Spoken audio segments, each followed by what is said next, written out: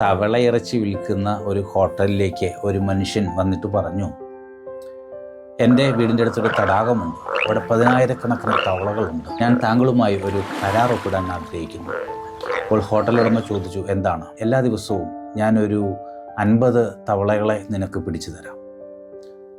Hotel ഉടമ കരാറിൽ ഒപ്പിട്ടു. 2 ദിവസം കഴിഞ്ഞപ്പോൾ ഈ മനുഷ്യൻ 2 തവളകളുമായി വന്നു. ഹോട്ടൽ ഉടമ ചോദിച്ചു, 50 തവളകളെ തരാമെന്നല്ലേ പറഞ്ഞത്, പിന്നെ എന്തുകൊണ്ടാണ് 2 തവളകൾ? അപ്പോൾ ആ മനുഷ്യൻ പറഞ്ഞു, എന്നോട് ക്ഷമിക്കണം, എനിക്കൊരു തെറ്റുപറ്റിപ്പോയതാണ്. രാത്രിയാകുമ്പോൾ ഈ തവളകളുടെ കരച്ചിൽ കേട്ടിട്ട് ഒരു 10,000 തവളകൾ കരയുന്നത് പോലെ എനിക്ക് തോന്നി. അപ്പോൾ ഞാൻ വിചാരിച്ചു അവിടെ ഒരുപാട് തവളകളുണ്ടെന്ന്. പക്ഷേ ഒരു ദിവസം മുഴുവൻ ഞാൻ കഷ്ടപ്പെട്ടിട്ട് എനിക്ക് ആകെ 2 തവളകളെ കിട്ടുകയുള്ളൂ. ആകെ 2 തവളകളെ അവിടെയുള്ളൂ. സ്നേഹമുള്ളവരെ, പലപ്പോഴും മനുഷ്യൻ്റെ ഭയങ്ങൾ ഈ മനുഷ്യൻ്റെ ചിന്ത പോലെയാണ്.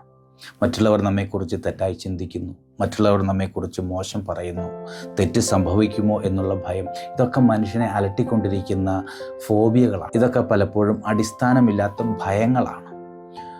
യാഥാർത്ഥ്യത്തെ നമ്മൾ ഫേസ് ചെയ്യുകയാണെങ്കിൽ ഈ ഭയങ്ങളൊക്കെ നമ്മുടെ ഉള്ളിൽ നിന്ന് അകന്ന് ഇല്ലാതാകും.